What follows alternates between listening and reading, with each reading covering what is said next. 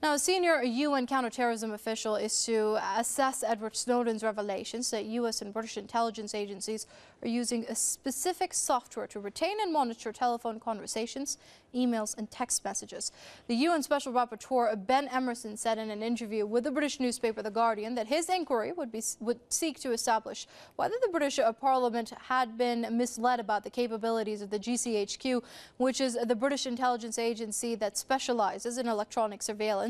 He added that the media had a duty and a right to publish stories about the activities of British and U.S. spy agencies. The inquiry is expected to make a series of recommendations to the UN General Assembly next year.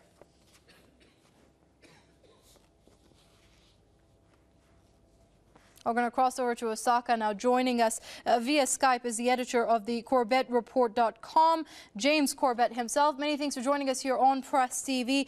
Now, this inquiry will not have much power, but it can make recommendations to the UN General Assembly. What kind of recommendations do you think it's going to be making? Well, it's difficult to say what recommendations it will be able to make, especially because the UN General Assembly is a body without any teeth, as has been demonstrated amply over the previous decades. And again, I'm not sure what this new inquiry is going to uncover, because I think only the most naive in international relations didn't understand already that they were being spied on by the US and Britain and other intelligence agencies. Besides, it's really just these Edward Snowden leaks are bringing this to the forefront. So I'm not sure that this inquiry will really have much of an effect other than a symbolic one, and I don't think any recommendations other than the recommendation not to spy on allies will be the result of this type of inquiry. Indeed, but does the symbolism of this all go very far in putting pressure on governments like that of the UK and US, who have been pressuring the media, like the Guardian newspaper, to not publish these revelations?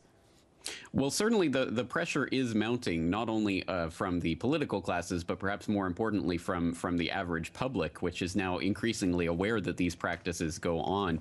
But I think if the UN was being serious about really investigating these claims, they would start by looking in their own backyard, because, of course, most of the most egregious cases of spying have happened at UN summits or on UN premises in New York, as has come out time and time again in the past. And in fact, just recent revelations from earlier last month, showing once again that, for example, Indonesia was spied on by the U.S. at a UN summit. And we've had reassurances from the Obama administration back in October that they wouldn't be spying on the UN anymore. But given the track record of what's happened at the UN in the past, I think we can take those assurances for what they're worth. So there certainly is a symbolic value in this, and at any rate, it is good, I think, to put the pressure on these agencies to stop this type of spying activity. Okay, so then basically what you're saying is that we will see a lot of condemnation coming out of this for the US, for the UK, and maybe even more revelations, but it will be business as usual when it comes to our privacy online as far as telecommunications go.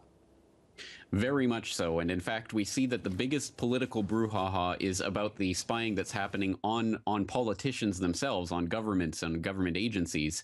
But there isn't that type of widespread condemnation of what's happening to the average citizens. And as you mentioned there, and as the Snowden revelations and other leaks have made clear, basically communications across the board on the internet are being collected wholesale by the NSA and its adjunct in Britain and in other intelligence agencies across the world.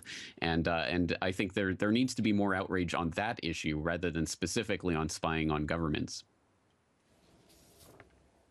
All right, so that was James Corbett, the editor of the CorbettReport.com. They're joining us via Skype from Osaka. Many thanks indeed for your comments here on Press TV, Mr. Corbett. Well, with that, we come to an end of Top 5.